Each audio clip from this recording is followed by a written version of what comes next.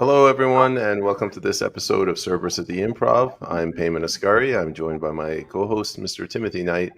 Timothy, how's it going? Today's a good day. It's good. I had a really great time with my son last night. He took me out to supper, and my son's 31-ish, and we just spent 2 hours talking philosophy and the history of Europe in the light of the philosophical change over time. And really, really great to hear a young person talk like that. So I'm really happy today. A little father-son bonding? That was great. Yeah. And we weren't talking about the Cubs, it was actually real deep conversation, not something shallow. Yeah. What about your new grandchild? How is he or she doing? Showing you pictures would be a very grandparently thing to do, and I'm not ready to fully embrace that role yet. But she's 3 months old this past week, fat, healthy, happy, very aware of her surroundings. Mom and dad are delighted. Her older sister is totally treating her like her own. It's really awesome. Yeah, good times. Yep. Wait 6 to 8 months when she will run around and she will jump on you during a live show. It will be funny. Ha! That around my lap saying, "Come on, honey, join the rebellion." Gotta train them young. Yeah, I was gonna say you gotta start them young. Yeah. Andre, Mr. Malosh, how are you doing? I'm doing fine. I was just curious, Tim, who was on the divan with your son? You or him? Who was on the divan, the couch, first couch? Divan. I haven't heard that name since the last time. Nice, because I use, it is a French word, but you have couch, divan. And, I remember many years ago, I wrote a short story. It was the Divan of Casanova. Ooh. And it was a magic couch where a woman sits on it, and after 30 seconds, she just wants to go to bed. So I didn't have any problem selling it when I got married. Yeah. So the cultural problem that Western masculinity has with the fembot trope is well and truly in good hands when you write short stories specifically taking advantage of that psychosis. Well, as you know, at least one good thing is that because I don't publish, nobody can throw a stone at me. That's great. So 50, 60 years from now, somebody's going to find your hoard of works and then attribute it to all of white Western masculinity. Yeah, I know what they will do. They won't be able to find you published anywhere, but they'll they will go on my grave and they will desacralize my grave. Yeah, so it'll be the Malosh era. I hope not.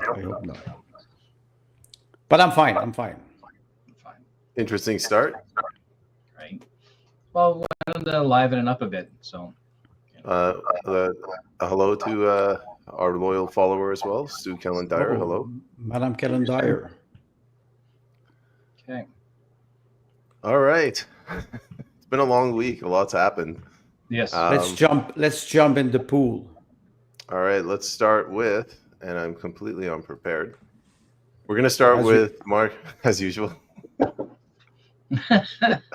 We did say improv. What part of the word improv are you missing? Not prepared here. It's okay, but it's not true. Payment is always prepared when we do meeting.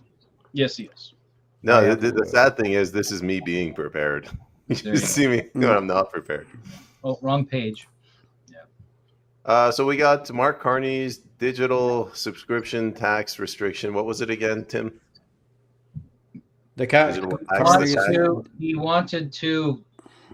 It's actually an extension of what Trudeau did regarding Facebook and X and Apple services. Even when was that 3 years ago now, and Facebook actually continues to prevent Canadian news content from being distributed on Facebook pages and whatnot. And but at this point, Facebook is doing it as a matter of spite, right? Not as a matter of policy. So, but Carney wants to expand on this. So by expanding on it, he's going to apply it to the entire data stream on the internet coming into Canada. And the United States,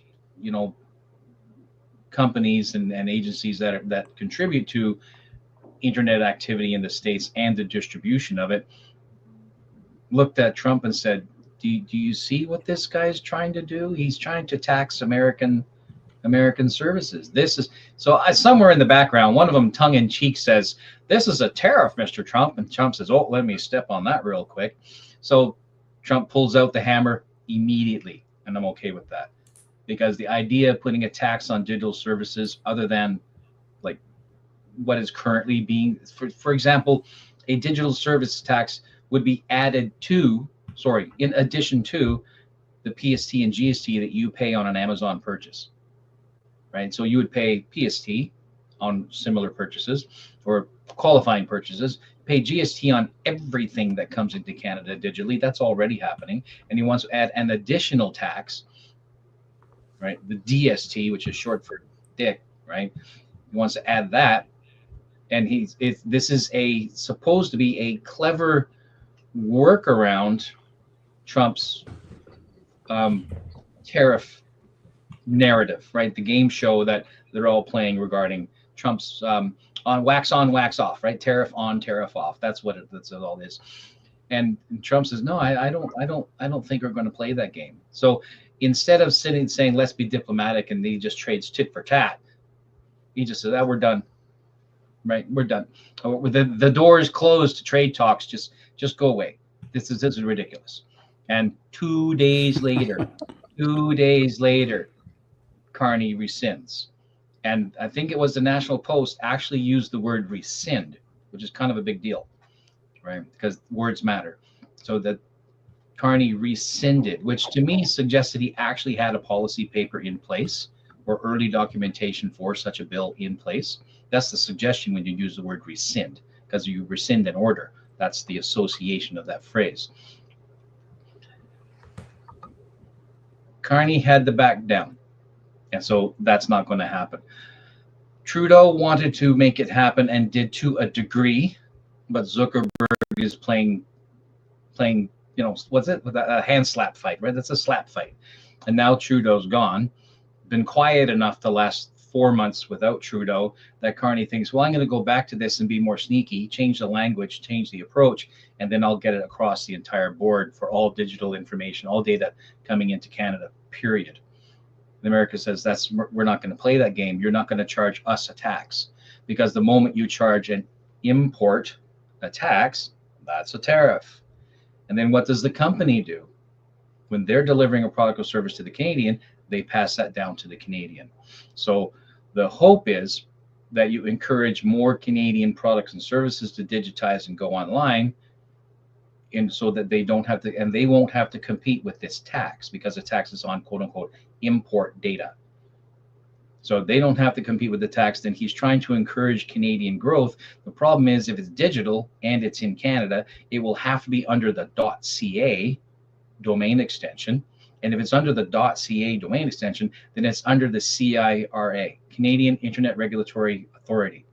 And the Canadian Internet Regulatory Authority is the ill-begotten adopted sister of the CRTC,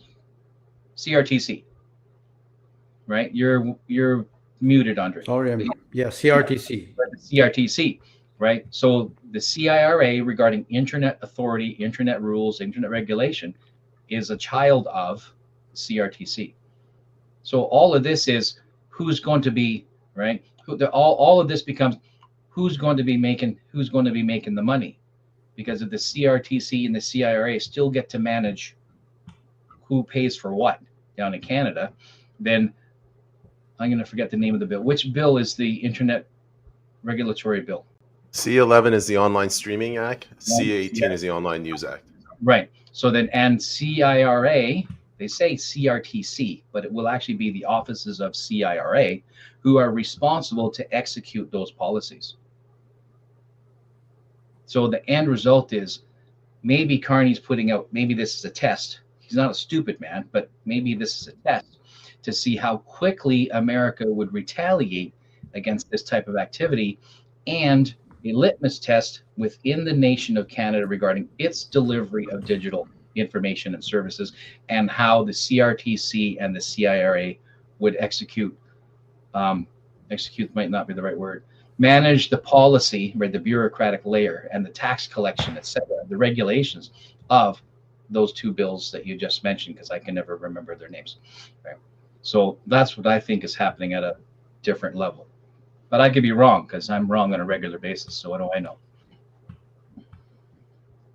Andre, you want to go first, and then I have some thoughts as well.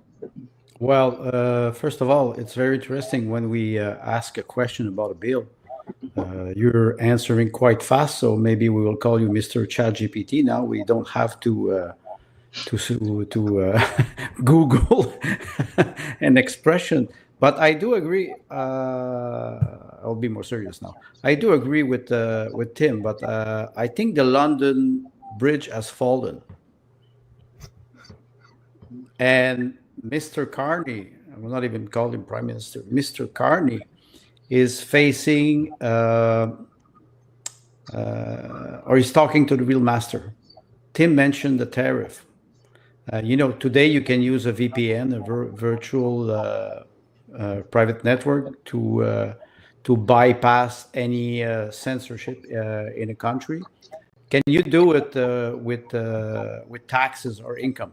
I think Tim explained it very well. The idea is, you send a test balloon and you see how the enemy responds. And then after that, you can adapt your strategy. I think Tim is right. He had a strategy, especially because Trudeau did the same thing. You're right. It was 3 years ago. And they started to warn Canadians that they would not be well informed, like if the CBC did not exist, something like that. Yeah. The idea is always the same with tariff. It's hidden. It is not. It's supposed to be. It's supposed to help Canadians, protect Canadians. Always the same message. And the king does not negotiate with his subject. And if Donald Trump decides that he's not negotiating with Canada, even if Canada signed an alliance with the European Union, they are still in big trouble because, think about the GAFAM, Google, Amazon, Facebook, Apple, and Microsoft. They outsource their laws. United States outsources laws everywhere. You saw some law that were applied in Europe, for example, toward Google. So that's the practice of the king. That's the prerogative of the king. The king can outsource tariff, like the laws. If you break the law, or if you, let's say you steal a software from Microsoft in Europe, what happened? You can be prosecuted in the United States. So you outsource the law. That's the prerogative of the king.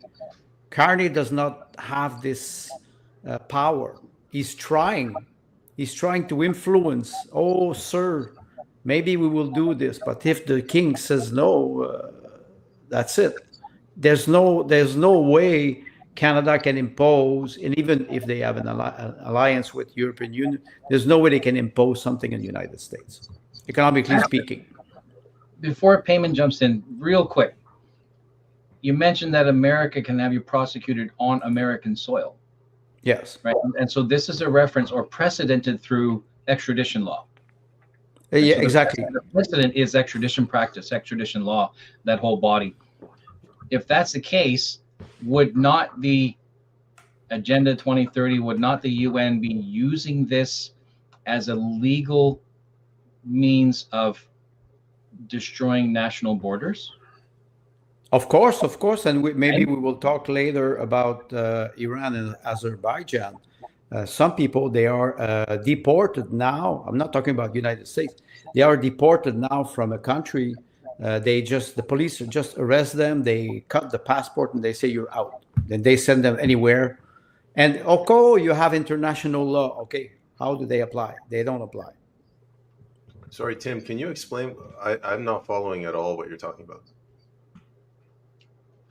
The extradition law. The exporting of law, so that if I commit a digital offense of some type against Google or some other Americanized or American protected organization, Yes.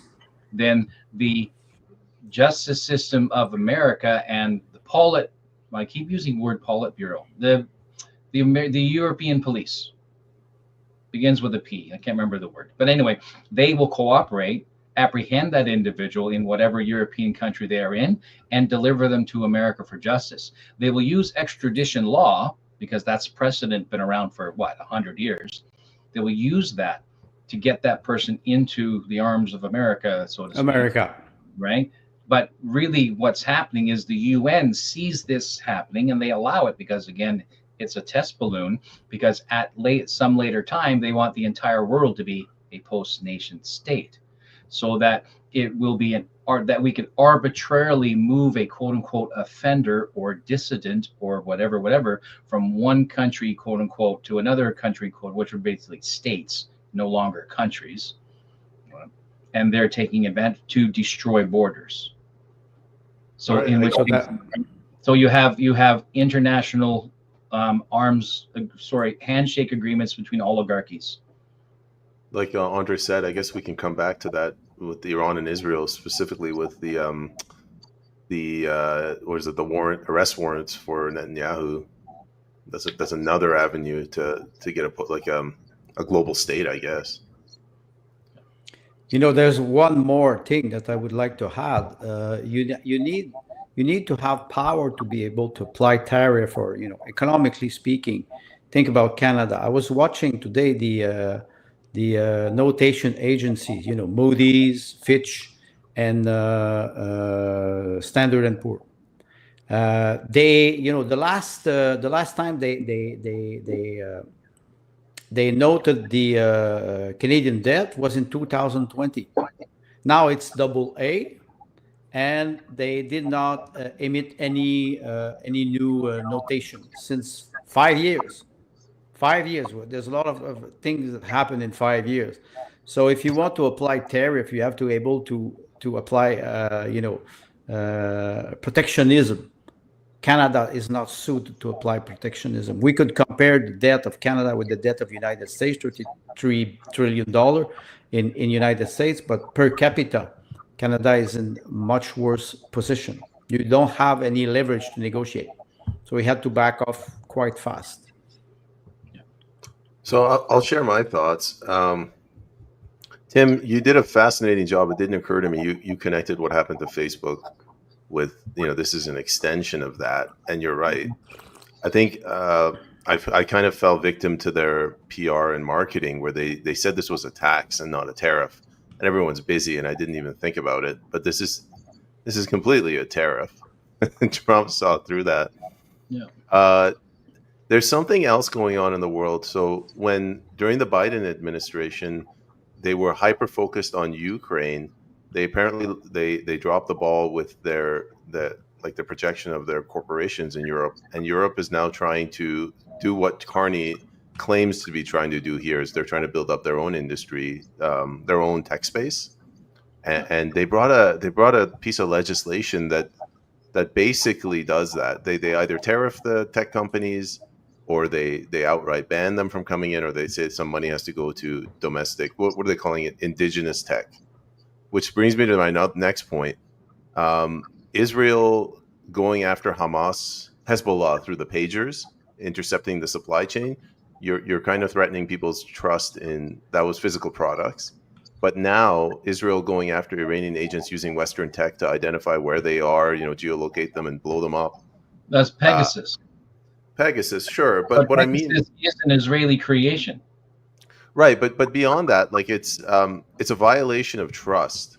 We saw them doing this with the monetary system after 9/11, where you have this system that's designed for the people, and the government takes it over and uses it against Iran through sanctions.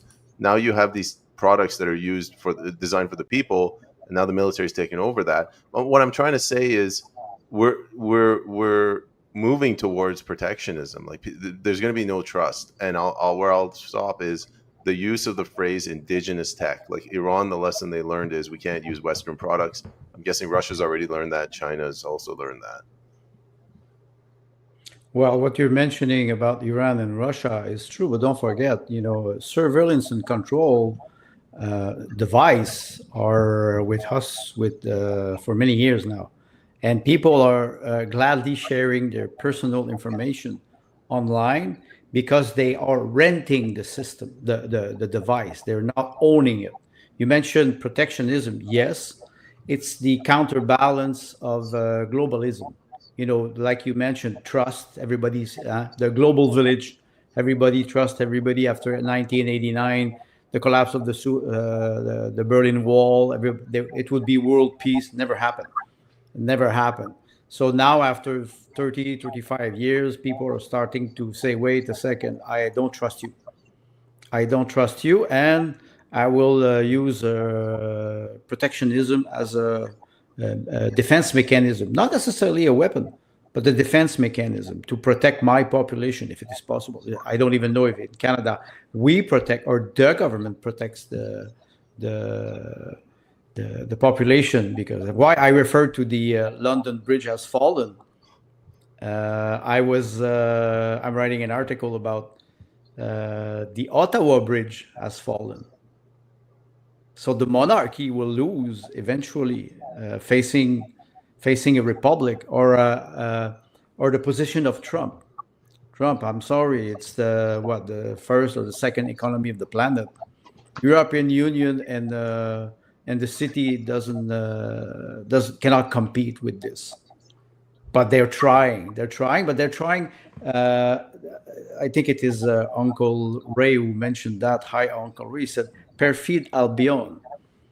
They always try the hypocrite way. They always try something that is quite hypocritical to achieve their goals. And we will talk about Ukraine later. When you cannot fight on the battlefield, you use terror or tariff, which is very close. Tim, why don't I'm going to throw it to you, but Sue mentioned something. I imagine another layer of bureaucracy. One bill we didn't talk about, so you have C11, C18, Bill C63. That was the Online Harms Act. That was the most sinister of those three because it introduced a tremendous amount of bureaucracy. It failed. It's my understanding it hasn't been reintroduced. Do you want to comment on that, Tim? Yeah. So 63 and the others that you mentioned, all of those will come under an existing bureaucracy, the CIRA, because the CIRA already reports to the RCMP and to CSIS and to FBI and to all the other three-letter agencies. That's part of the agreement. Is they get to execute these online regulatory activities and regulations of the government of Canada, and the American government relatively stays out of the way of interfering with this as long as they agree to share their telecom information with the three-letter agencies. This already exists, right? Your telephone companies already do this. You pick up your phone and you text someone, TELUS or Rogers or Bell, they are required, not necessarily by law, but required by agreements with CSIS and RCMP to retain a copy of all data. And part of your agreement to use their service is to permit them to do that. So the wiretap of yesterday no longer exists. Like Andre said, people are eager to share themselves with each other across the internet because there's a famine for relationship in the West. And so the smartphone and these mobile devices give us the illusion of relationship, and so we'll take it. Right.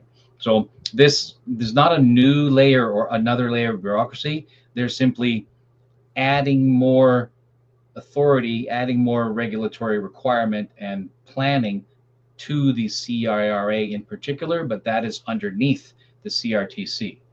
So the system already exists. Now they're just getting more power. More power and more complex, more laws, more bureaucracy. I think it is Sue Calendari who said another layer of bureaucracy. I can quote Freud in 1900. He was living in Vienna in Austria, and he was saying in Germany, There are not a lot of laws, but people respect them. Today, we are flooded by laws and regulation to control our life, and the society of surveillance is starting to be oppressive. You talk about C63. Let's not forget, there's a lot of people on the internet. My name is Andre Meloche. They use a pseudonym. A lot of people, they will use a virtual private network. Now you can buy on Amazon a mask that simulates the body. It is so real for $100, and you can simulate anything. So facial recognition. Do you really think that people will comply with this type of control? They will invent some device to be able to escape this type of control. The Blade Runner in London, they were cutting all those surveillance camera, and they cut 50,000 cameras, I think, in 2 years, up to the point that the city of London abandoned the project.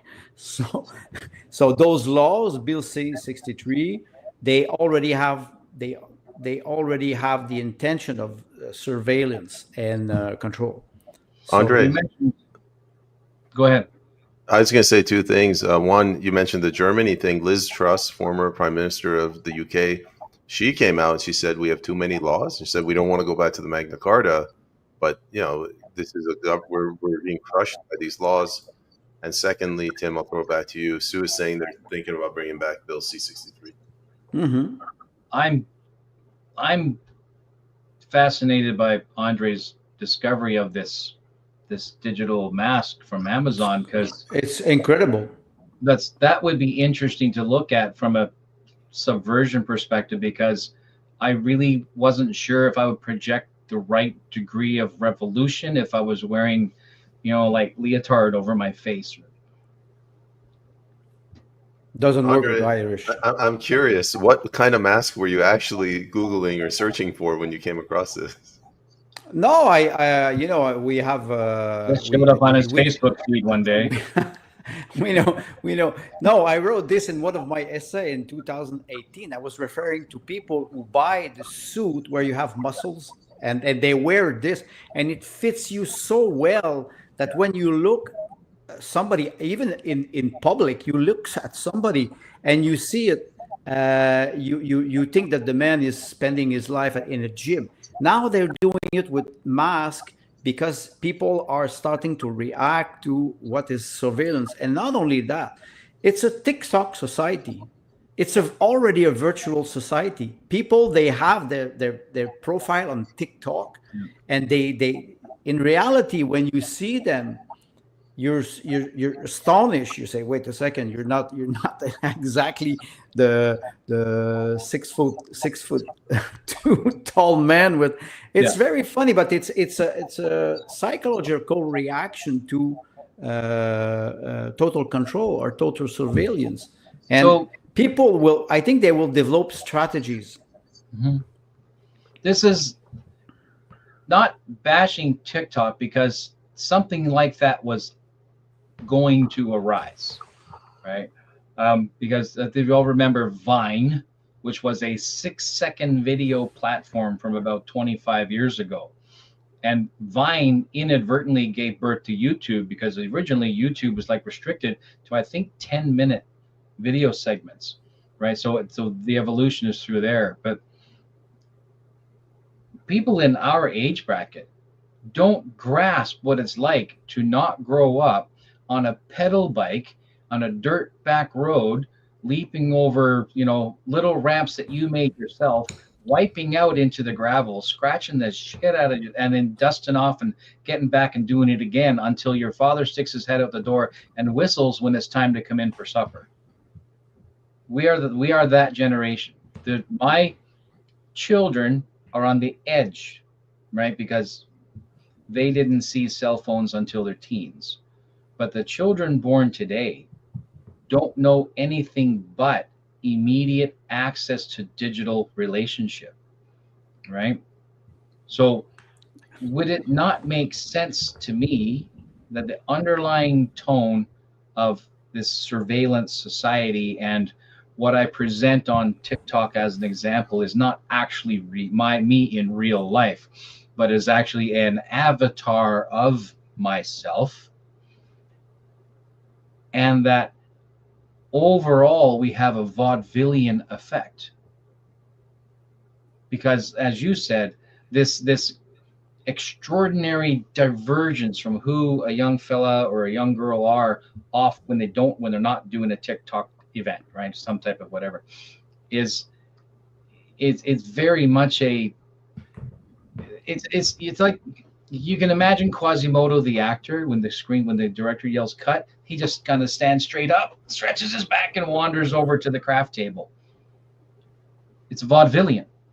It's vaudevillian. So we have children who are wizened up and can step in and out of character immediately.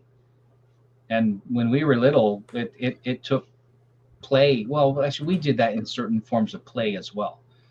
So is this a natural evolution? It's just, but remember we talk about compression, cultural compression. Is this an example of cultural compression where humans naturally adapt to increases and decreases in the rate of technological advancement?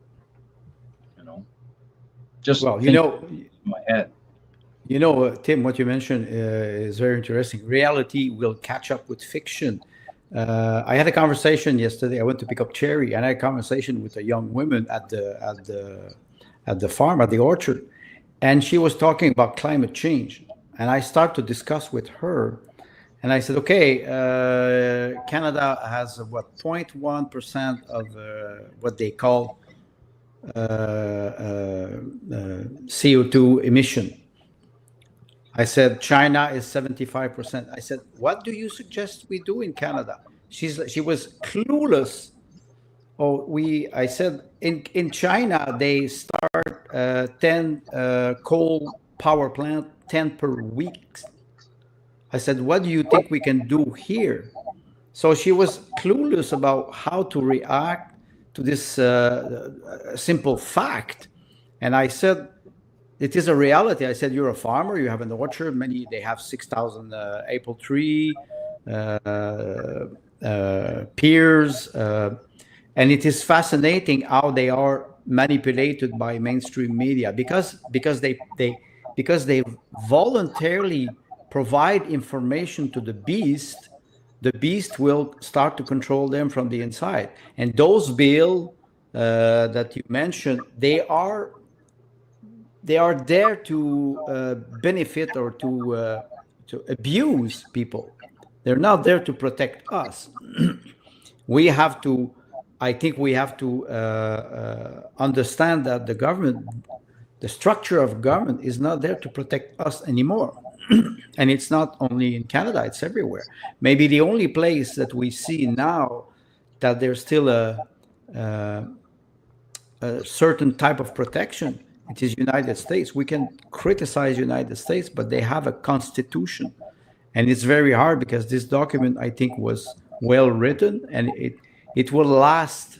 It will last time. So we have to be vigilant today, especially for young generation. Don't buy a mobile phone to your granddaughter, Tim. Yeah. Guys, we don't usually spend this much time on Canadian stuff because it's boring. But, before moving on, I'm going to pose a question. This was our throwaway topic. Yeah, it was, and it turned out to be a good one. Thank you, Mark Carney. You did something right. Before moving on, I get the feeling that this Carney ship, it's not losing steam. Like, no matter how much he messes up, it seems like the Canadian public has gone back to the intermediate election period where they're just not paying attention. Yeah. So presumably Carney, I don't think he needs to call an election. Every time he makes a mistake, they just make another mistake. Well, the deficit in 2025, expected deficit will be, if I'm not wrong, $78 billion. That's only the deficit for 1 year, the projected deficit. So, of course, he doesn't have to call an election. He doesn't need to provide a budget. and he's not having the debt of Canada reevaluated by the notation agency. So everything is fine. He can spend as much as he wants. And there's some economists now that they're predicting that the Canadian dollar will start to rise. And someone said, no, it's not the Canadian dollar that is rising against the US dollar. It's the US dollar that is falling. I say, just compare this to gold or to silver or to industrial process. You will see what really happened, but you don't see this in mainstream media. Yeah. Even though gold's going crazy right now, you take that vector, and this is simulation. It doesn't really work this way, but it gives you a general idea. You take that vector, that upward angle of gold, and you level it out, and you watch the other currency types moving up and below it, above it, and moving around it. And that's where you get a much more realistic view. Those gaps above and below that fill those holes as money moves in value greater and less than where gold currently is. And then you turn that into an X line, you'll get a much better picture. And if you find that the Canadian dollar is going up, it's not so much that it's going up, like Andre said, compared to gold as a standard, because ultimately it is. Otherwise, people are not buying. Why are countries buying billions and billions and billions of dollars worth of gold if it doesn't have any currency value? It's because it does, right? The idea of forcing the oil to be used as a baseline, nature doesn't like that, and humans are like, no, I prefer gold. I'll go because I'll put a gallon of oil in my tank, and in 3 minutes it's gone, right? I put a couple of bricks of gold in my safe, and in 30 years it's still there. Well, if you're in Vancouver, maybe not. Right? Yeah. So, but you mentioned something about gold standard. Even if it's not the gold standard anymore, it's a reserve value, and it has two components. Gold. The first component is symbolic. Gold is a symbol of power. Then today, with rare earth and technology and electronic component, gold is very important for technology today. So it's not only a reserve value or a symbolic value or a symbol of power. It's also part of an industrial process. So I think the value of gold will rise because it's a rare element too. When you look at the stock of gold, it's not that big. And if you need it in electronic component, you will start to use it instead of just being a reserve currency or reserve value. So then, considering today's technological devices require gold as a key component, then them with the gold will maintain the technological advantage. Yes, gold, metals, silver, titanium, all those, and rare earths are very important in what we're seeing in what maybe technology 3.0 or even 4.0 with what is happening now. The development or innovation are so fast that they need this amount of metal or yeah. Can I wheel back to the digital services tax for a moment? Because you made me thinking about metals, and it made me think about this. This is complete conjecture.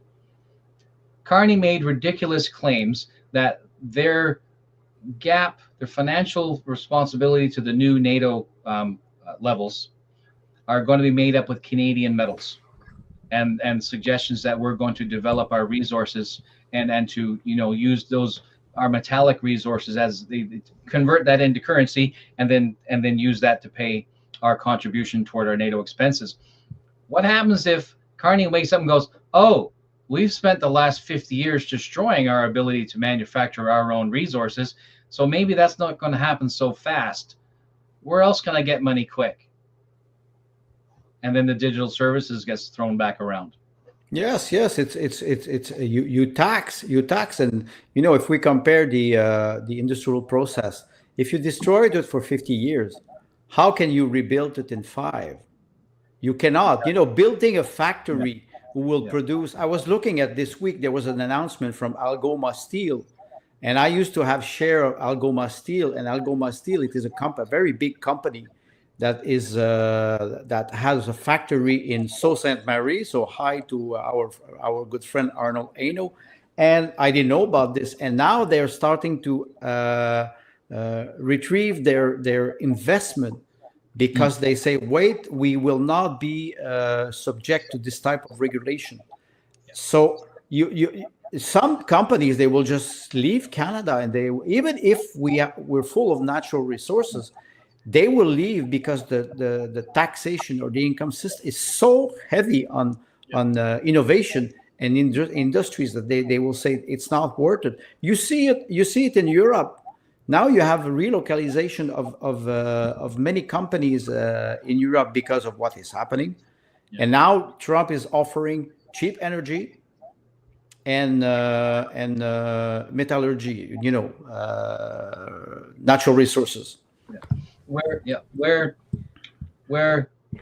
Mussolini, Hitler, Lenin, Mao, the one from Cambodia, where they and others like down in Africa as well, where they were able to take very quick control of the corporate oligarchies that existed, was because those corporate oligarchies had the bulk of their wealth still within the country in which they operated. That's very important what you mentioned. Very quickly, through threat or by law or by force, nationalize that wealth, nationalize those assets. But what is kind of a saving grace to the tribalists among us is that globalism gave the major oligarchs what we once upon a time called multinationals, gave them the opportunity to divest from the cash, right? CACHE, and then to split it across various nations across the world. Apple outsourcing labor to China and other similar companies who do the same thing, or doing research in Africa, et cetera, et cetera. So by divesting across the country, globalism actually kind of sort of puts the kibosh on itself, because now the powers that be, City of London in particular, it seems to be in this case, is not able to apply the same pressure to these countries, or sorry, these companies, because they need the companies to do the work for them. Can't apply the same pressure because the same pressure, those companies do what we've called capital flight. They just leave, and there's no stopping them, right? And there's no stopping them. Right. So so when Carney makes statements like, "You businesses will do according to our new Green Deal, or else," and they go, "I'm going to take the or else option. Fuck you." And then we have capital flight. You guys have kind of. I'm not going to comment on this because everything you said is basically what I was going to say anyway. So we're in agreement, and I think you two did a fantastic job. Sue seems she's hijacking our conversation again, so I'm going to bring it back to Carney. Carney will call an election after the CPC leadership race, and those who voted for him will double down instead of considering themselves fools. I'm going to push back, and I'm going to disagree with this with everything that's going on in the world. Is there a CPC leadership race? Yeah, that's another issue, but I don't think he's going to be called. This is why I don't think he's going to call an election, because it's too risky with Ukraine imploding. And with America pulling away from Ukraine, and with Canada tying along with Europe on this debacle in Ukraine, I think it's going to be too risky for him to call an election. I don't know. What do you think, Andre? Well, first of all, you talk about the CPC, the Conservative Party. They will have a by-election now with Mr. Who? We can call him. I will make a small reference to our friend in Great Britain, the famous TV series, Mr. Who? Doctor Who. Is it Doctor Mr. Who? Doctor Who? Doctor. No. The man I'm referring to doesn't have a PhD. But anyway, okay, let's call him Doctor Who.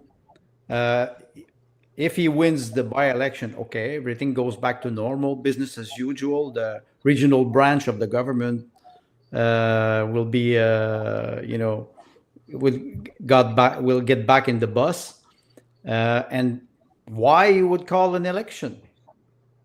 I agree with you, Pim. Why they would call an election? Because Pierre Poilievre, what he will do, he will continue what he did for the last 3-4 years, but now he doesn't have in the polls, he will not have a super majority. He will not have so for him, we will be in the same tango as before, except for our good friend Jack Sink, who retired in the Panama Island.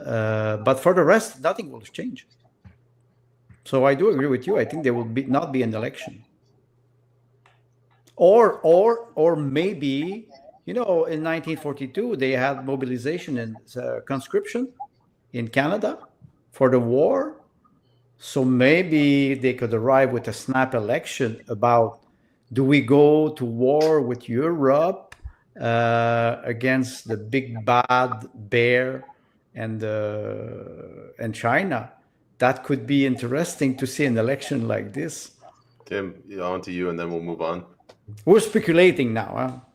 This is pure speculation, because I can imagine 6 or 7 million immigrants saying, conscript to fight what? Right? Which would cause, and that messes the UN's plan, right? Ultimately, we have to remember, yes. So, and I'm kind of, I like this comment. I like this comment. I know, I agree with that. I do, but I just think that we're a long ways away from, I can't remember the name of the movie even now, but we're a long ways away from that. Sparta is like 3,000 years behind us. The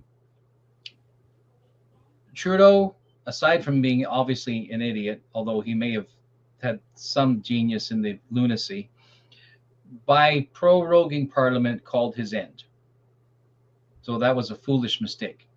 He could have sat where he's sitting until October 22nd, 2026. 22, exactly. He could have sat there and done nothing, collected his paycheck, and made his way and just kept his mouth shut, and he'd win. However, I don't think it would be wise for Carney to call an election, and I agree with Sue that it would probably, that the leadership review for Pierre Hu would probably trigger the conversations about another election. But why? It's the same problem with Trudeau. Why? Just sit down, right? Don't panic. Why do you need a super majority? Why? Why do you need this? What they already have one. So this would be ego driven, and it's too risky. It's too risky. Do I think Pierre will lose the leadership review? No. I think he'll win the election, the by-election, and I think he'll maintain his seat, because his wife is like, I'm not moving the furniture out of Stornoway. What are you people crazy? We're just going to take it back. Give us a second, right? That's it. So I think that's what's going on there. So I don't think that the CPC is prepared to replace Poilievre unless he loses the by-election, which won't happen. But if he loses the by-election, which won't happen, but if he does, it'll be Michelle Rempel who wins the leadership race. So there will be a review. They'll call for a race, and Michelle Rempel will win it. Sue mentioned Catherine Mulroney, possibly. Another dynasty. Another dynasty, right? Because her dad is the chin that walks, right? Mr. Mulroney himself. The chin that walks. I'm stealing that from a buddy of mine. So that's good. No, it would be foolish to go for an election to try to secure again. However, 25 plus 4 gives you 29 and or 30. So that means that your government would complete its term on Agenda 2030. So Sue is full of predictions. An economic union with the EU would call an election. Another referendum about joining the European Union. But see, what's interesting there is, if that's EU, then what relationship does City of London have with the EU that would undo Brexit? because that's what you're asking to do. Well, Brexit. Brexit was on paper. Oh yeah. Well, but they got out of European Union, but they were still having the British pound first. Yeah. Britain and France married when William conquered from Normandy. Britain and France married in Normandy when William the Conqueror came across. They have been in the throes of divorce ever since. That's extremely important. All right. They got married. They got it's rigged marriage first.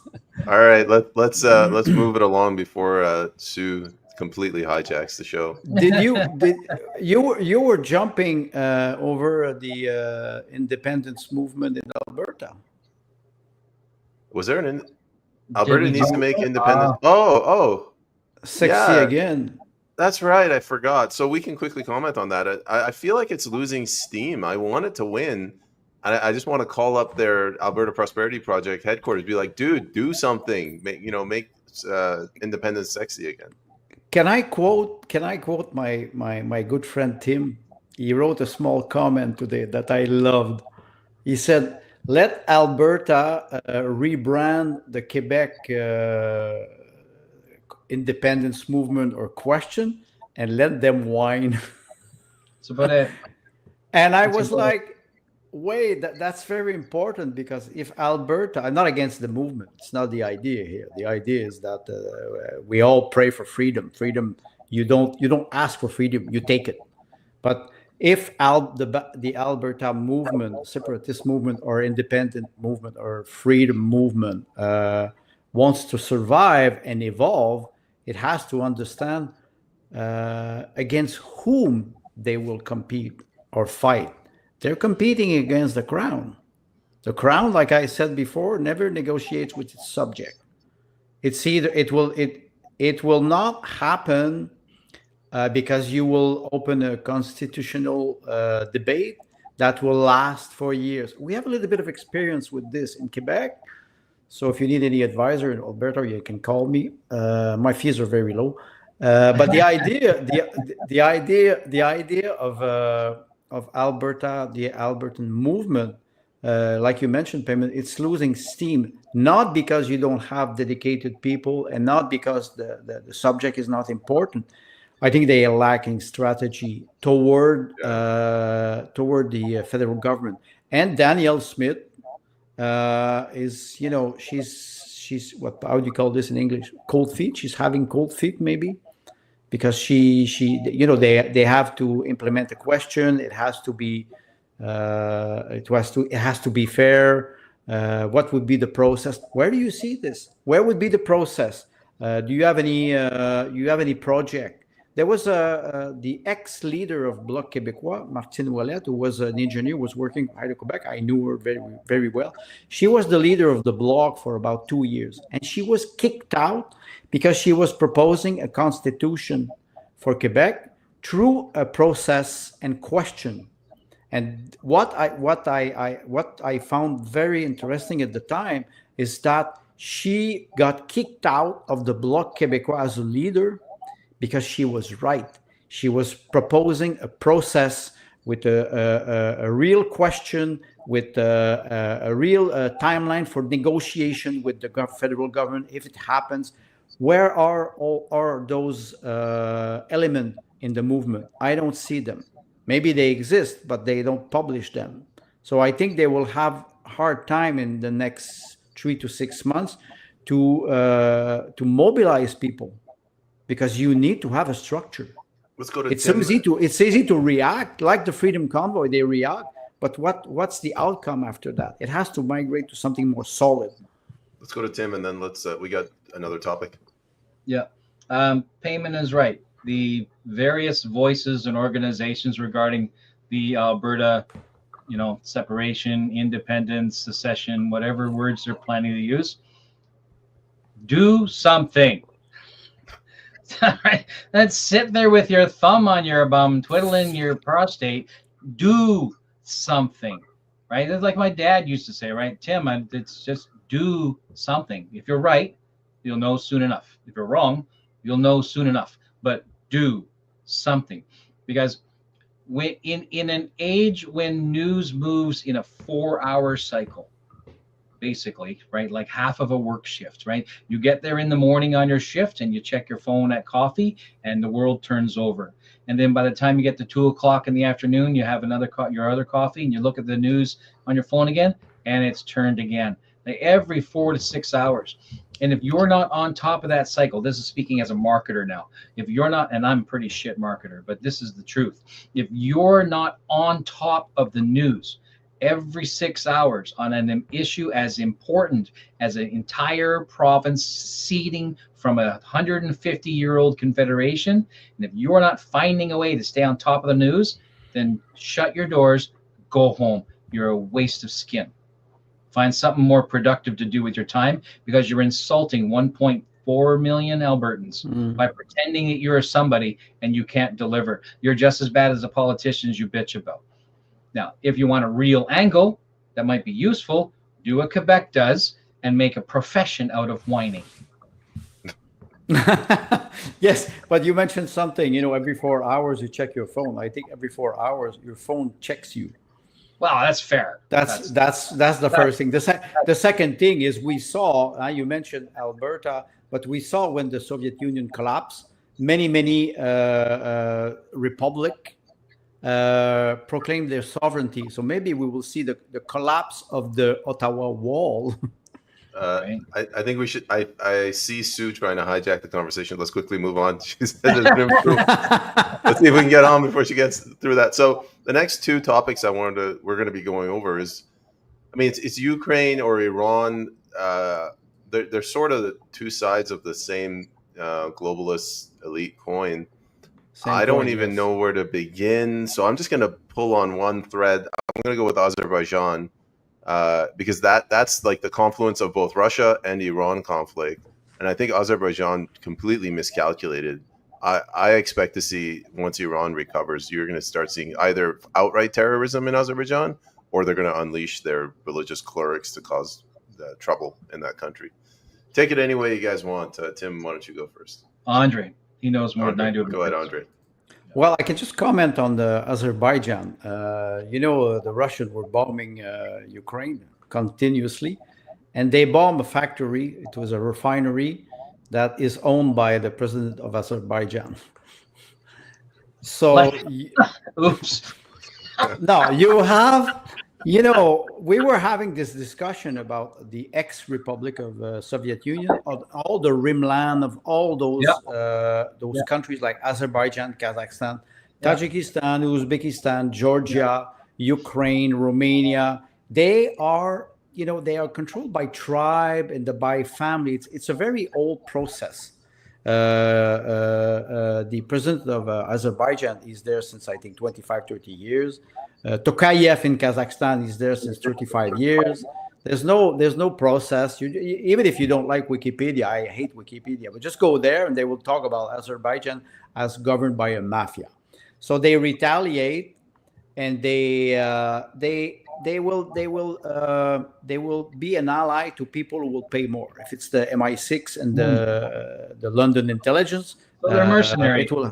They're mercenaries. It's you look at the ex-Ottoman Empire, and you look at all the tribe that were there, the Cossack. They are nomad. They don't have the allegiance to anything. It's money. It's exactly money.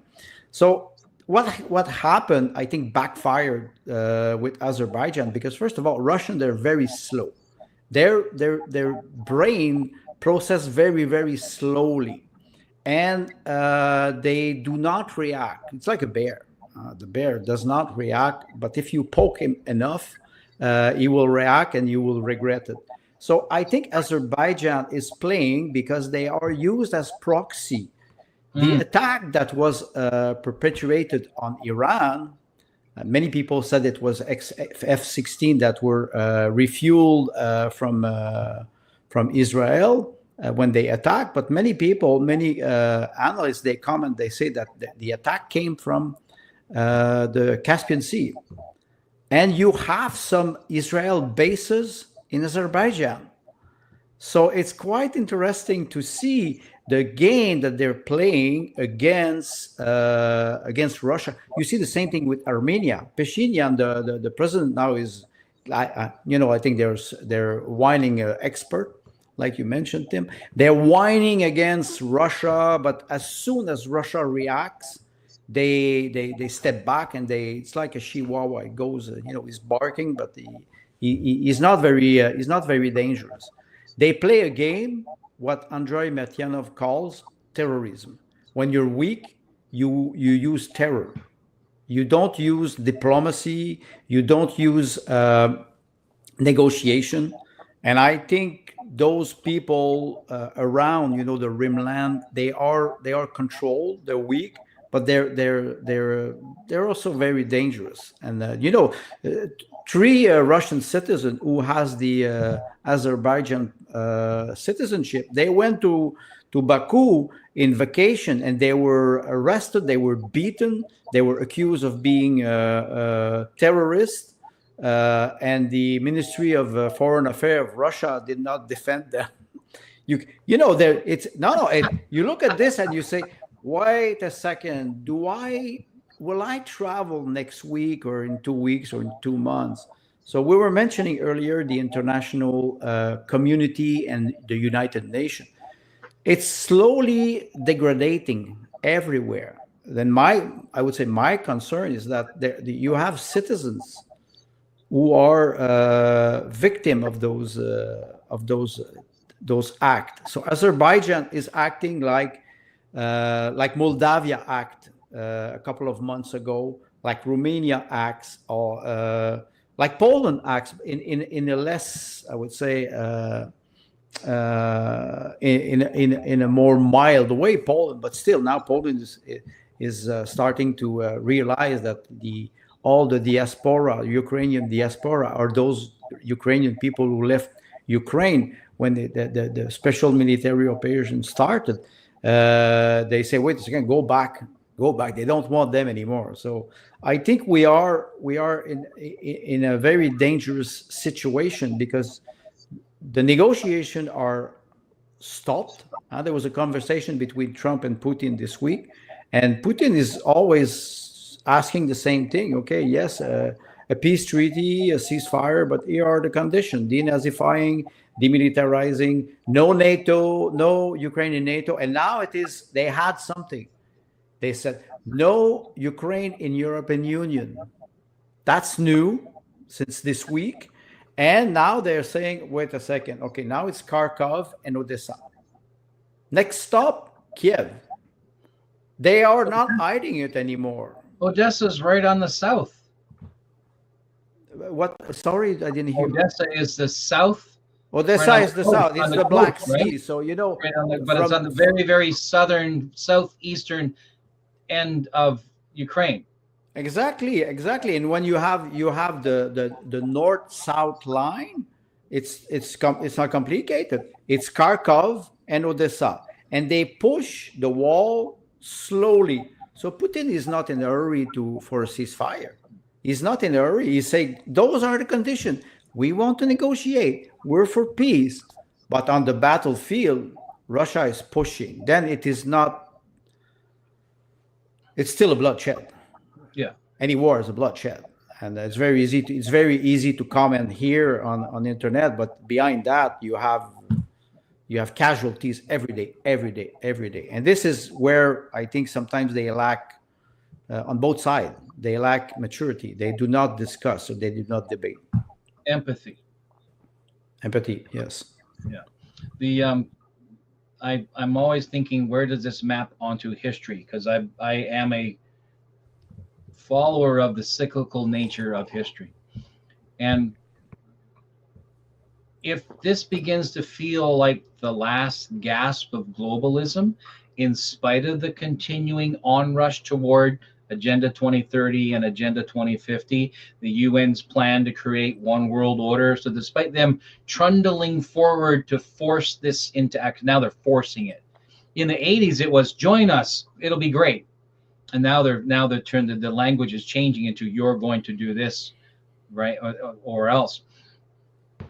where in history could this possibly also have happened? And I keep thinking of the northern tip of Italy at the end of Rome, the Empire of Rome, when on the west side you've got the continuing conflicts with the early Franks, because they could never get a quality relationship with them, and also you got the Visigoths up through what is now Bavaria, Austria, right along those mountain ranges. Are we seeing this played out where the Franks and the Visigoths inadvertently are the Ukrainians and the other rimlands that are the Istans, right? The Istans, those nations, right? Those satellite nations on old Russia, the USSR. We mentioned this yesterday. United Soviet Socialist Republic,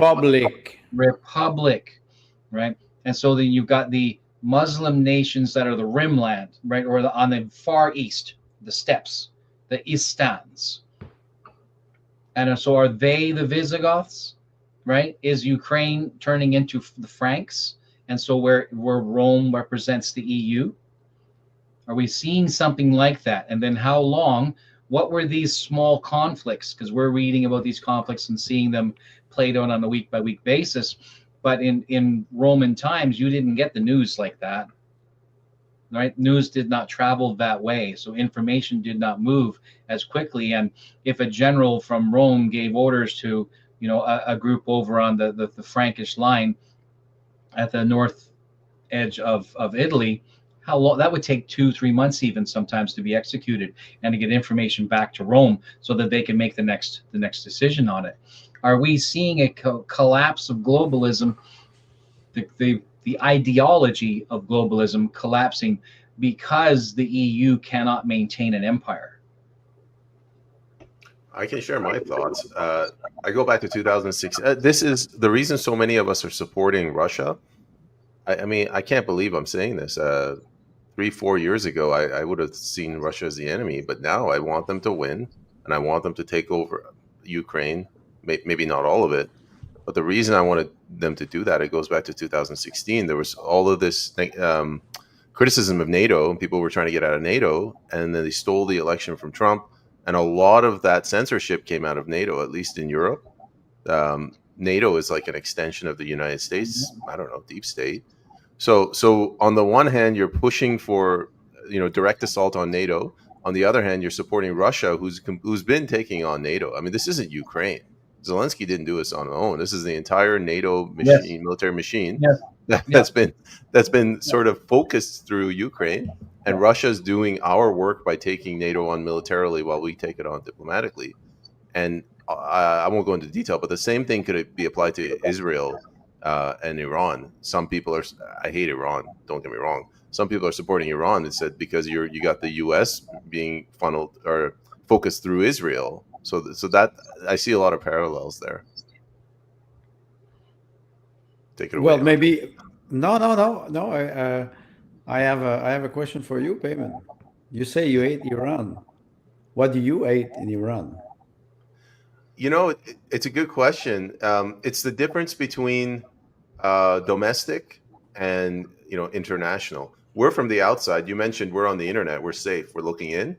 So Iran is a chess piece, But the reason I hate Iran is domestically, I know what they do to the people.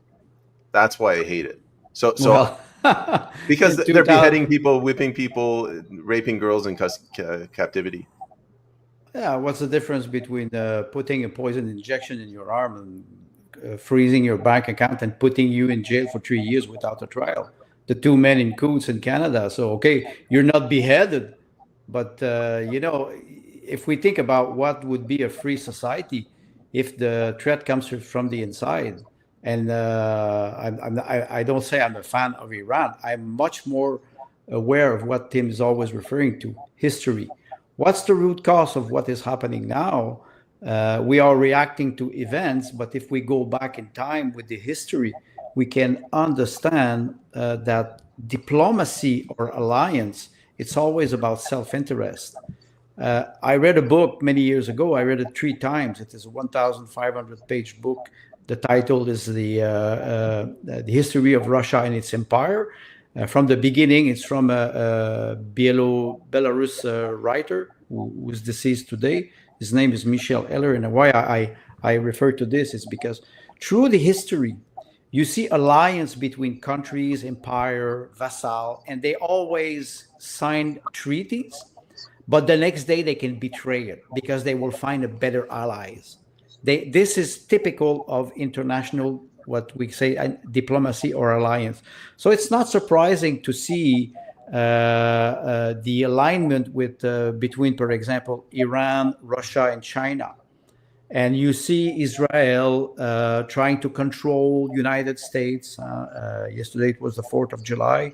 So happy 4th of July to all American. But some people were making joke of the 4th of July. So it's the United States of Israel who's controlling a great country like Russia, like United States, with a constitution. And yes, you see, Sue Kellen, she's referring to NATO. NATO was supposed to be a defensive alliance. And there's a small picture on the internet that circulates. It's that you see Iran, and you see all the bases of NATO, and you see there's the comment is, why Iran put his country so close to our base?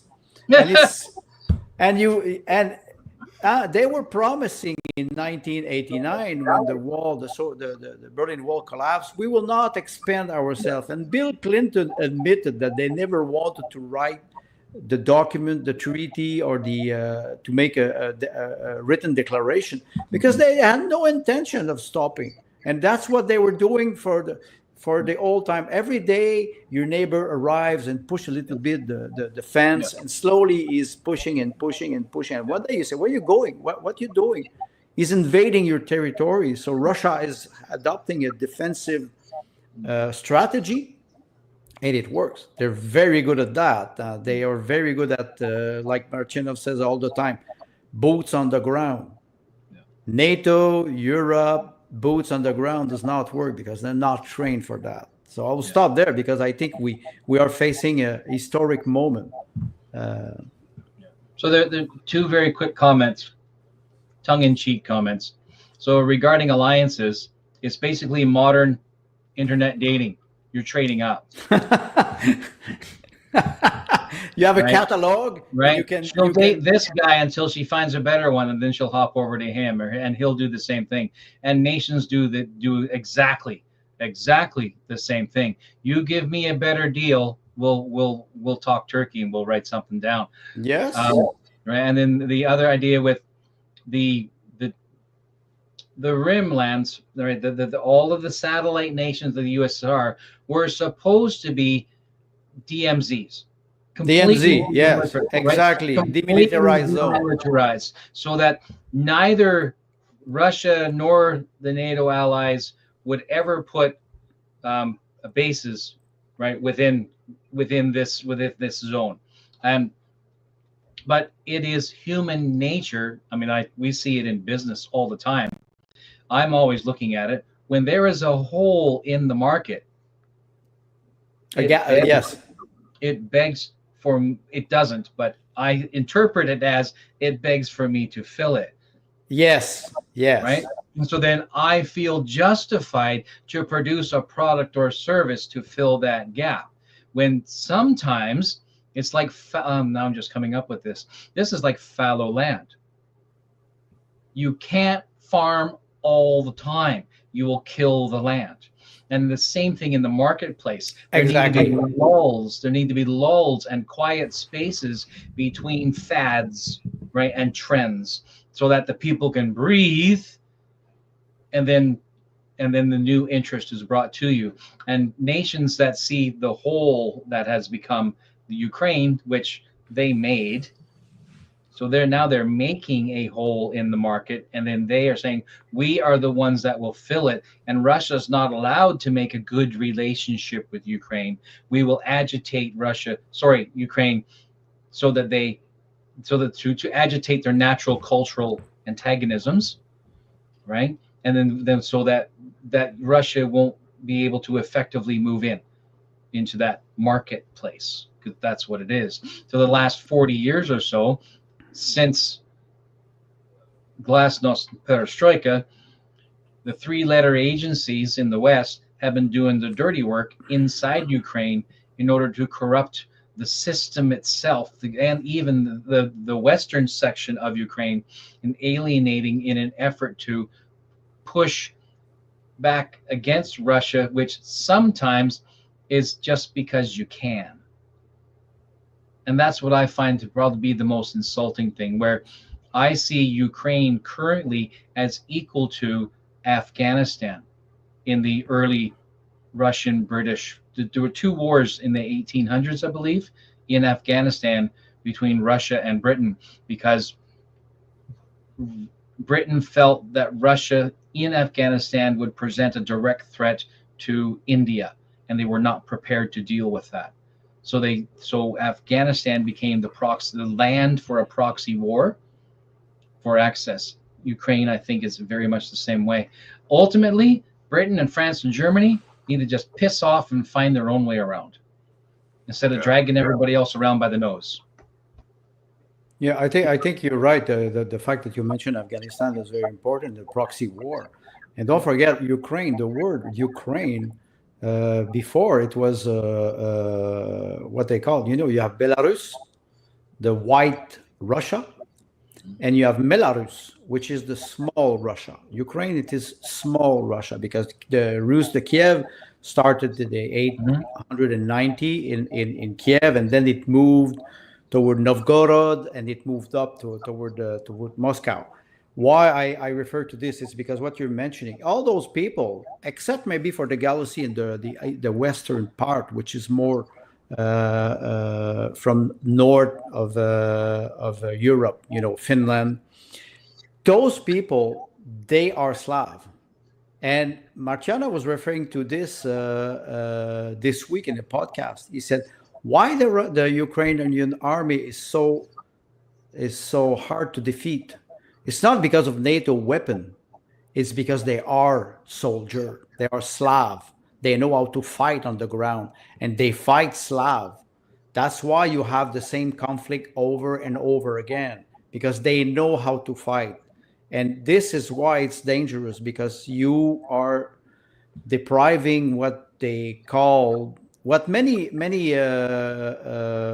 Russian analysts they say if Ukraine has to survive as a country, they will have to change the name. They will have to call it Malorussia, small Russia, and they will reinvent something. But you can imagine a country like Ukraine, who went from 54 million people in 1992 to now practically 19 million. You lost 40 to 50% of the population in 30 years. And how can you reconstruct a country if you don't have men between 18 and 49 or 45, whatever, who will procreate, who will, have babies? The demography is very important. This country is completely destroyed. And there's an analyst, his name is John Helber. He was referring to DMZ, demilitarized zone. And Russia, they want to demilitarize the zone. And they say, as long as we feel a threat toward our sovereignty, we will not stop. And United States don't understand that. They don't understand that because they don't have a threat on their border. Could you imagine if Russia wanted to, the Cuba crisis, Russia wanted to implant some nuclear weapon on Cuba? But it was a reaction to having nuclear missile in Turkey, I think, if I'm not wrong, in 1962. So when JFK at the time was threatening, I think it was, if I'm not wrong, it was Khrushchev or Brezhnev. It was Khrushchev. They were reacting to the threat of United States at the time. Today, NATO is acting the same way with the European Union, and the argument was always, we need to defend Europe from the big bad bear. That's why they implement so many bases, and that's why Germany, France, Italy, lost their sovereignty because they have NATO base and they don't control nothing. Giorgia Meloni, who's from right-wing party in Italy, now she's prime minister. As soon as she was elected, she backtracked and she said, "Okay, we have to send weapons to Ukraine." As before the election, she was against the war. Immediately after she was elected, she started to align her speech with NATO. You can understand that Italy has many bases, NATO bases, and when they try to attack Russia in Ukraine, whatever, they take off from Italy. That was the same thing that they did in 1999 with Serbia. Yes. Italy, yes. And Italy, same thing in Libya in 2001. All the Libyan attack came from Italy. Yeah, Naples. So you see, yes, Naples, exactly. So you have you're not sovereign. And I would like to react to one comment that Sue made about Iran, that the citizens of Iran do not accept the regime. Iranian regime no longer represent the will of Canada. Change this. Canadian regime no longer represent the will of Canadian. It's exactly the same thing. What do we have here? No budget, no parliament. Everybody complies. Nobody opposes. Astronomical deficit. We disagree with this government, but they played the system. So it goes either way, and we have to acknowledge what is happening now. And I would say, let Iranians decide what they want, and let Canadians decide what they really want here. That's what we see now. But if I'm Raytheon or General Dynamics, I don't. This. You talk about peace. That's no good for my wallet. It's a business. Right? War is a business model. Who's the big winner if NATO gets a full 5% GDP from all of its participants? Raytheon. The moment they make a proper announcement of those agreements, because they haven't fully been fleshed out yet, you watch Raytheon, and there's one other European military tech giant. You watch their stocks immediately. There's another one, I think it's French. Right? French?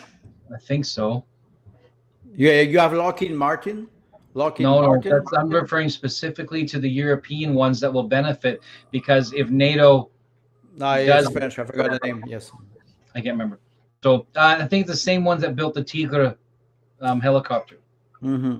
Same organization. Anyway, so they're not interested in peace at all. Right? It's like the Bushes sending tanks to Nazi Germany in the mid. It's the same thing. You're making money off both sides, and we're well aware of that. My thought is, Europe talks about Europe as if it's a unified entity, and it is not. Europe is dragged around largely by Britain and France. Germany speaks the loudest because it's capable and somewhat remotely more diplomatic, right, than the other two. France, nobody listens to anyway, but you've got a big chunk of land and you have access to the Mediterranean, so whatever. Britain, because Britain at times is, well, just straight up pompous and capable of condescending with a hammer, so people tend to pay attention, because Britain can hurt you. Even from a distance, Britain can hurt you. But the other Central European, Northern European nations, they're just along for the ride, right? They're attached to the big three. And especially if Trump decides he's going to do the whole Article 5 bit regarding this, and if Trump does indeed manage to move North America into a more protectionist super state type of economic relationship with each other, then he will extend that to the defense relationship. Sooner or later, Carney won't be there in that seat. So all America does, not Trump, but America, is to continue to position Canada into a place where it must choose over Europe or North America. And sooner or later, when Canada does swing to the right again, because it will, the groundwork will be set for Canada to join America in a USSR North America style arrangement. Then Alberta will actually get its autonomy. Independence, never. Autonomy, maybe. Let me follow up with that. On the right, the people that hate Trump, they love waiting until he makes a mistake, and they turn around like, "See, we told you this guy wasn't really on our side. He's controlled opposition." Yeah. But what happened? And those people drive me insane.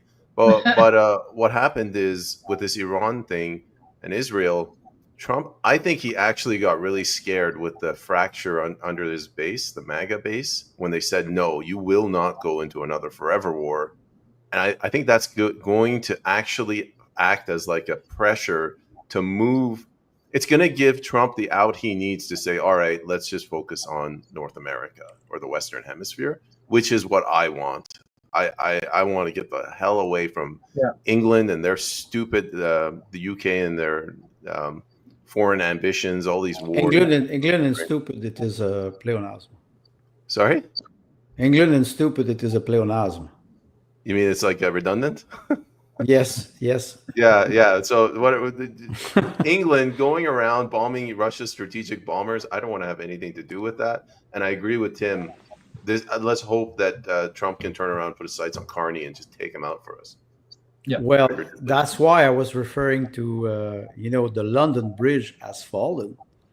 It's an expression that was used to announce publicly that the Queen died. Yeah. When the Queen dies, what do you say? Long live the King. The next one. That's right. Now you see Great Britain with the MI6, and why I say they're weak. It's because they financiarize their economy, and they have no industrial base or industrial structure, and like I said, you can decide to re-industrialize your economy, create factories for metal and steel, but do you have entrepreneur? Do you have businessmen who will invest $5-10 billion over 10 or 15 years if the economic or the political context is not stable? They will say, wait, we will go in an environment where we have cheap energy, good labor, knowledge, and peace. That's the way I can do business. And it will not happen in 1, 2, or 5 years.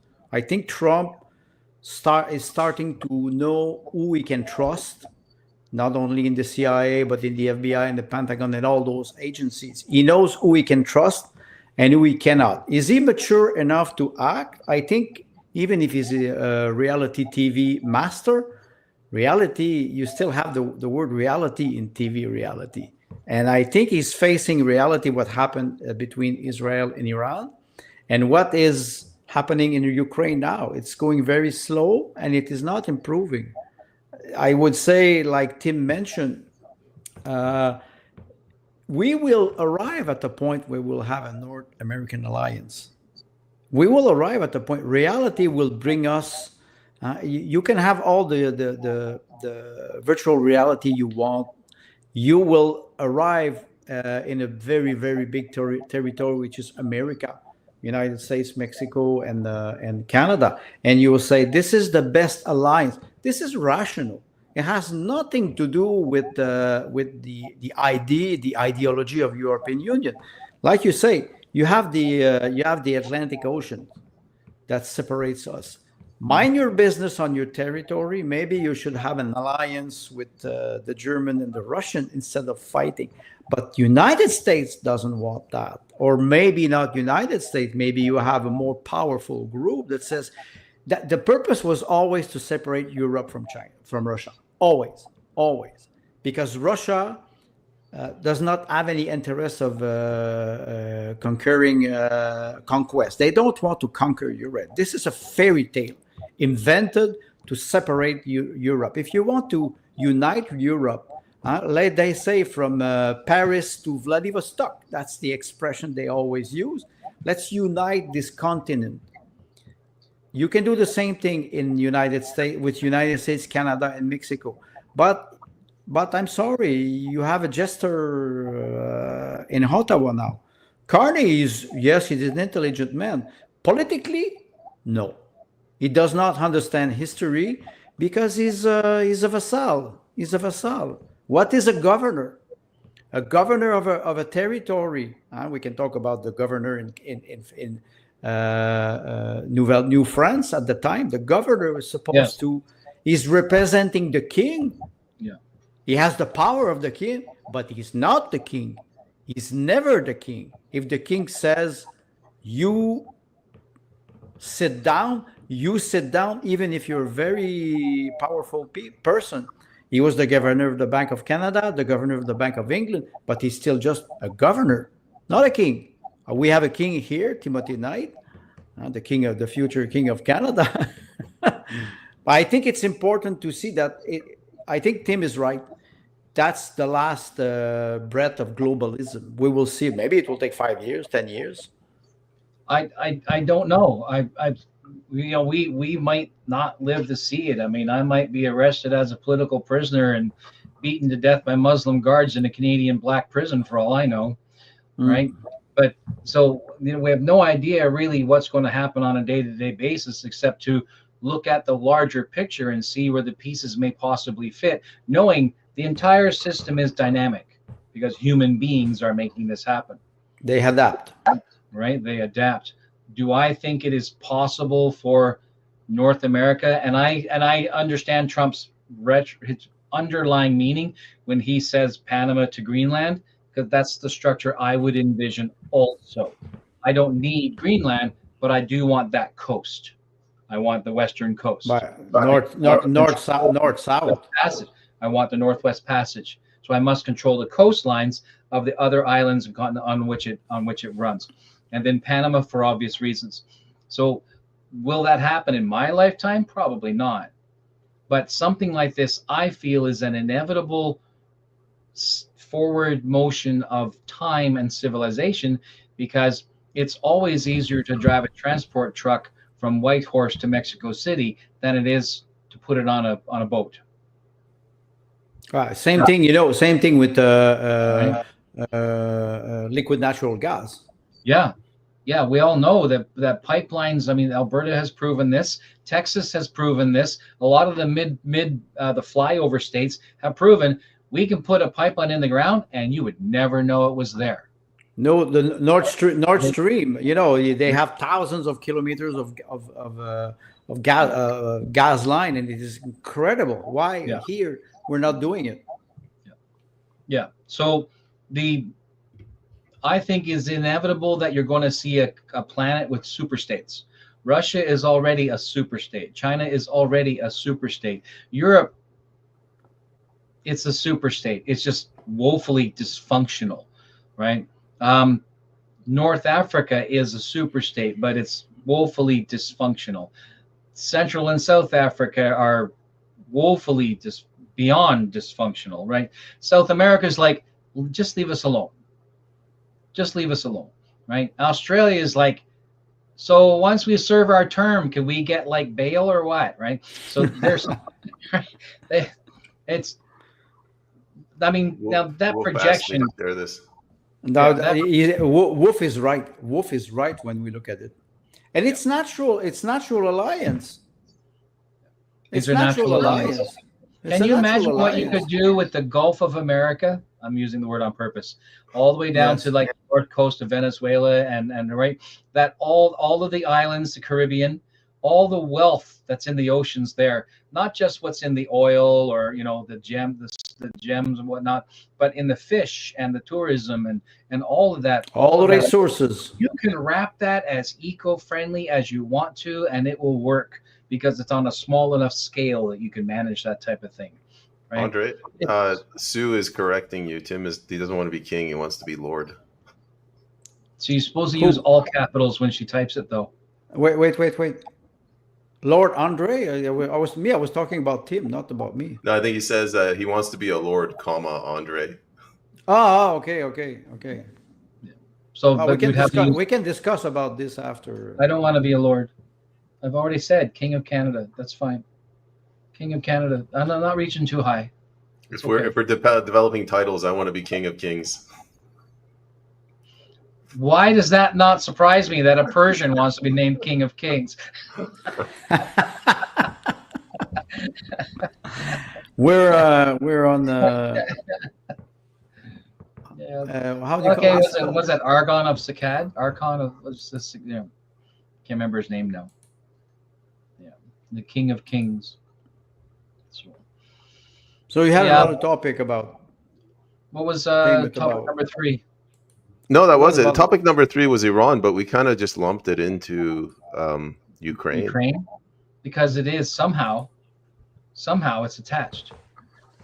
Yeah, and I don't want to go into the minutia of the military tactics of what's going on in Iran and Ukraine. There's dozens, hundreds of podcasts. It's too complicated, and honestly, we're not military experts, so it's useless. Me, I always refer to people who are more intelligent than me, and there's a lot of them. Carney failed geography.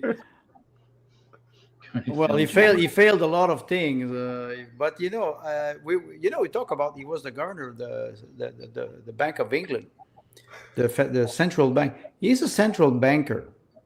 Payment the Great, that's good. He's a central banker, Mike Carney. So you cannot expect somebody who did not study history, geography, politics. He's not a politician. So why does this end up feeling like UA already failed? Yeah, Not will. They already failed. Yeah. Why does so much of what Carney does feel like that middle manager in a James Bond film that gets offed in the first or second chapter before you finally get to the guy who's the big bad of that particular film? Like, yeah, see, was it Mr. Hat? Remember who would throw the bowler hat, right? Or Jaws later on, right? Well, I actually met in real life once. That man's tall. That man's tall, right? But so you have these middlemen, and Carney is pretending to be this bad enforcer. There it is. He's playing the role of the enforcer, but he's trying to be like the mafia, the Don, right?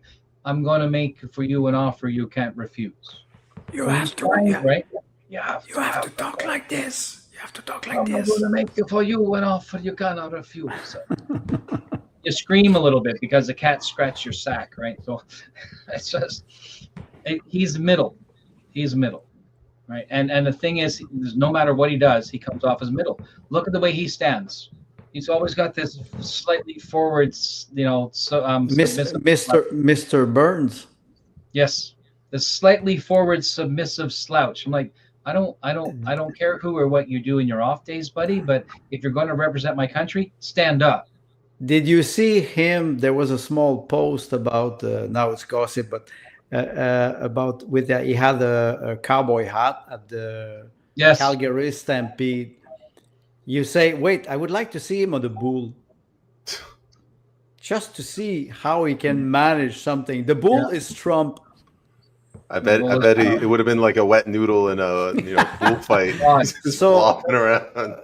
Watch his back snap in 3 places. The stature, the physiognomy and the stature of a person tells a lot about his psychological behavior. When you look at him, how he stands,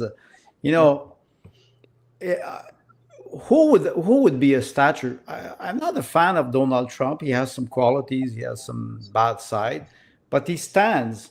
You can see that he stands, and he is assuming the position of a president. Whether we like it, we like him or not, he's assuming the position of a president.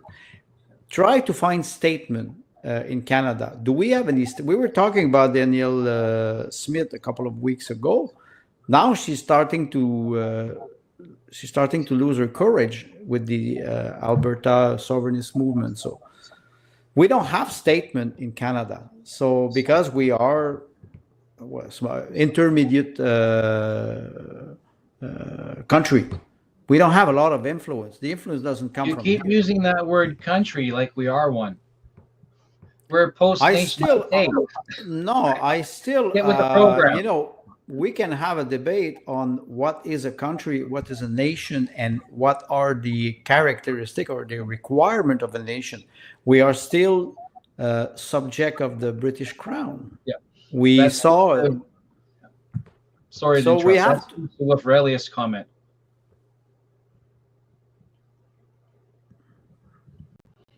Relationship to the crown. No. Well, the Wolf is the comment of Wolf is interesting because I mentioned that I think it was 3 weeks ago. There was an MP who was elected for the Liberal Party in Quebec, and he said on a post on X, and he said that I think it was to a journalist. He said, "I'm not representing my constituent. I'm representing the crown."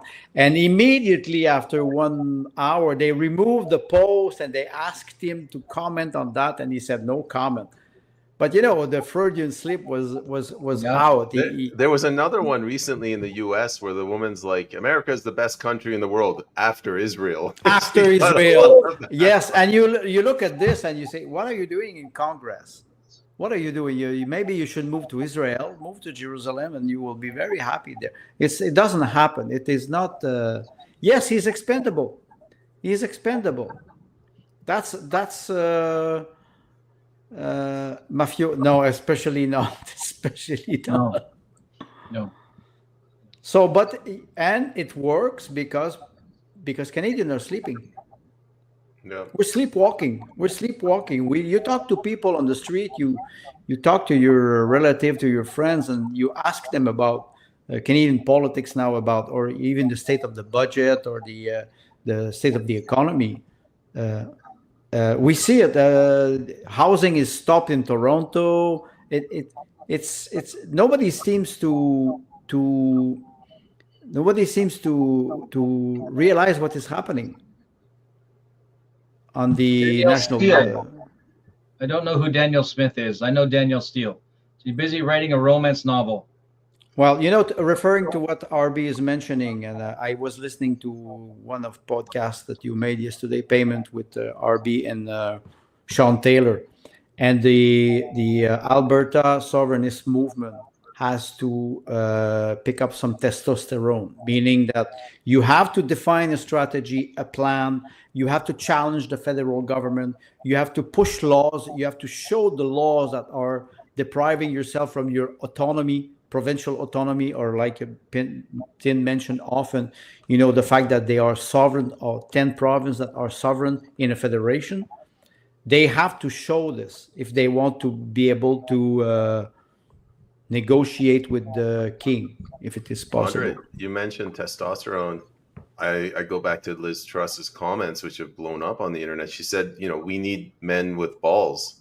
I don't know if she said men or MPs, but she said, we need them. MPs with balls, it is not possible. Well, it's an oxymoron. I agree in this day and age. Yes. But what she's saying is, in this, you can't vote. She's actually said that, you can't just vote your way out of this. We need to completely restructure everything. So yes, but Liz Truss, she was the one that was prime minister for the shortest time. It's She's right. You have to take some and leave some. She's right, but she's still a nutter. Right.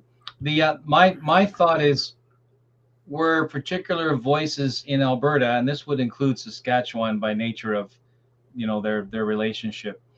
If they were to look at legislative reform and probably bring some subject matter experts to bear, then perhaps the new venture People's Parliament might get some SMEs that would specifically talk about the legislative hurdles regarding Alberta separation.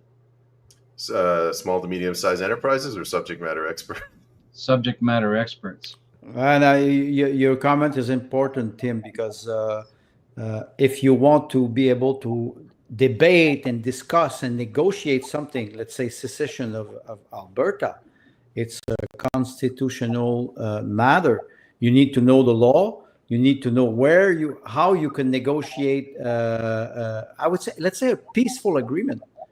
For example, Alberta would have to leave with a part of the national debt. That was a subject of dissension in Quebec in 1995. when the opponent of the sovereignty of Quebec in the referendum, they were saying, yes, but Quebec has to develop its natural resource. And by the way, if you separate, you will need to take one part of the national debt. That's what per capita. How many citizens now in Alberta? 2.1 million. Alberta, 1.4, maybe 2. I don't remember offhand. Okay, so but let's say, and you say, okay, per capita, you will have $500 billion of debt or $300 billion of debt. I want to go to. How do you balance the budget after that?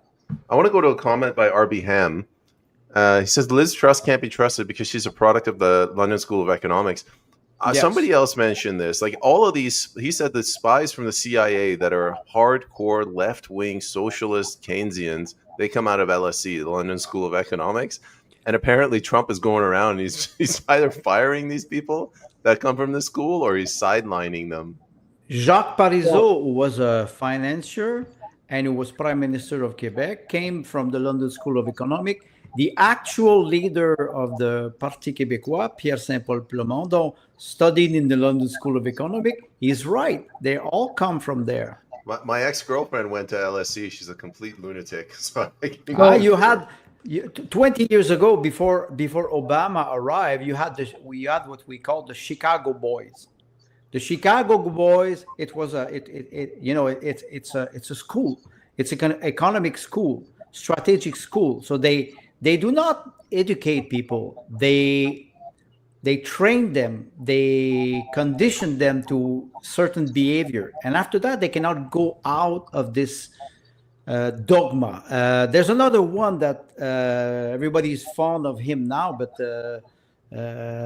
he was there with George Soros in 1991 when the looting started in Russia. It is Jeffrey Sachs. Everybody now talks about Jeffrey Sachs, but Jeffrey Sachs phones as if he's a sacred name. Yes, and now, but you refer to him in 1991, and he was the agent of George Soros in 1981. Can you trust somebody like this 35 years after? I don't trust them. I don't trust them. They arrive with solution. Solution will not come from politicians. I think where Liz Truss is right, it doesn't come from politicians as a savior. Trump is the Go ahead, Tim. Sorry, go. No, it's okay. The thought of Trump identifying everybody who went to a particular school or had a particular education, knowing that a ideology is bundled into that title, right? Is bundled into that education. And if that ideology is counter to where you want to go as a state or a country or a company or an organization of any type, then you red flag all resumes that include that organization, or once you find out that they are in your organization, you get their exit clause activated and you remove them. So if he's doing that with LSE, what other schools of thought, right? Schools of thought, because that's really what they are, schools of thought. So what other ones are useful for the West to get rid of, and what other ones are predominant in Canada, right? I talk about the Simon Fraser Institute, but they've never been held they've never been held favorably by the federal government, because Simon Fraser Institute is a right-wing institute, but the only thing that makes it right-wing is it's fiscally responsible.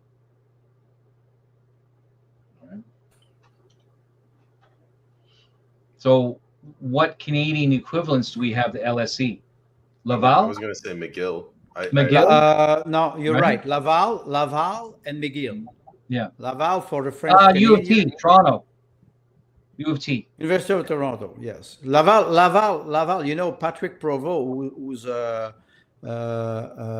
he was a teacher at Laval University, and during COVID, he opposed the not only the mandate but the injection, and he's a specialist in genetics, and he was suspended without salary. He was fined by Laval, and now he's in trial against Laval. Laval is It's what we call a liberal institution.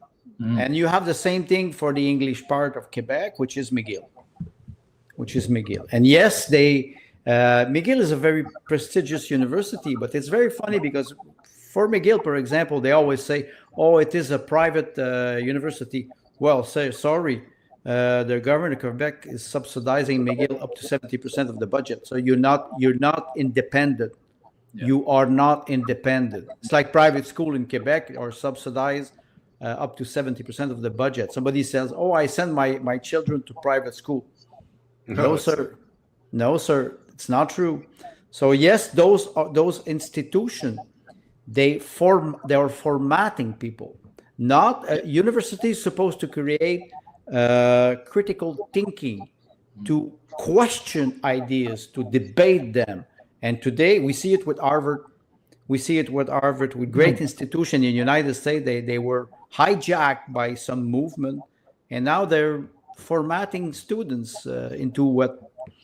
Yes, MK Ultra, like this reference. Uncle Ray, I'm just going to comment something about this platform, StreamYard. Some of the comments show up at the bottom, so I see them. Some of them, they get like mixed at the top. So if you guys have been commenting and I'm not bringing it up, it might be because of that. So apologies. There was a warning on the StreamYard today when I connected, because they were referring to some features of StreamYard that were not working. So maybe it's a consequence today. Here we go. Daniel Smith is from the Fraser Institute. Well, and like I said, I tend to be, I won't say a fan, but I pay attention to the Fraser Institute. Daniel Smith, I think she's an independent Westerner. I think that she is a conservative. I think that she is family oriented. I think that she wants, Canadian values and constitutional, to defend the Constitution. But I also think she's got goals beyond her provincial tenure. And I think that Carney is not stupid and is working very hard to grease that middle-aged palm of hers. Well, what you're mentioning, Tim, there's a very thin line between compliance and diplomacy. If you access power, you need to comply to the system. You come from a school of thoughts, like you mentioned. You study concepts, you study ideas, you study ideology, political movement, economical movement, and then you start to implement them. And then if you raise into the hierarchy, you need a certain form of compliance. This is the difference between diplomacy and compliance. You comply up to a point where you have enough power to influence other people. Yes.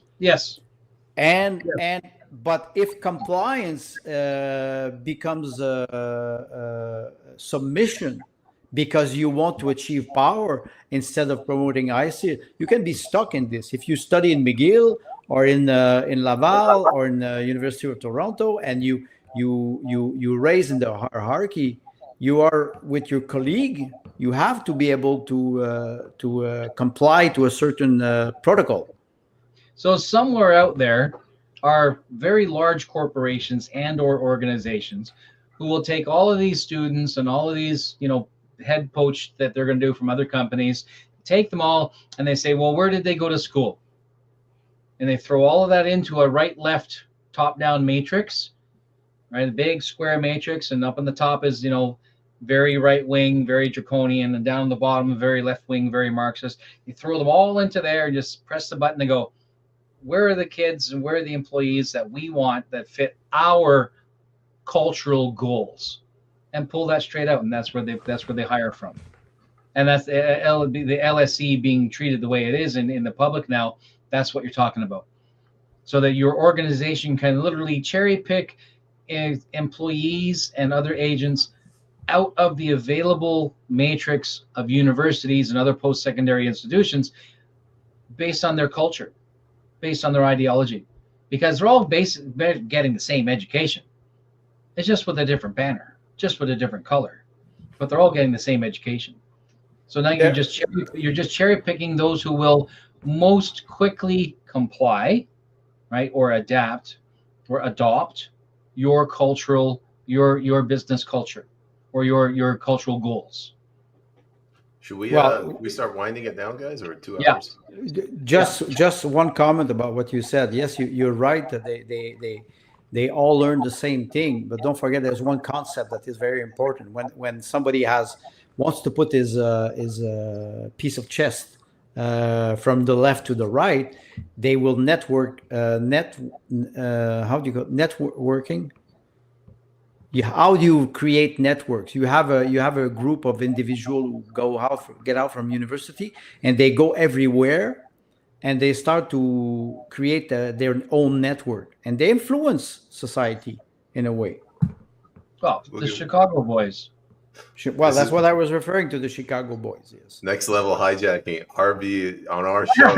Shameless promo. Salim Mansour will be on Beyond the Pale on Rumble tonight at 9 p.m. Yeah. Well, you know what? I won't be on the show next weekend because I have an event that I can't talk about yet. Maybe we'll drag RB on here. Take my place. Sure. See, that's the price. You get your free promo? Nobody. No, now you got to pay. You have to pay.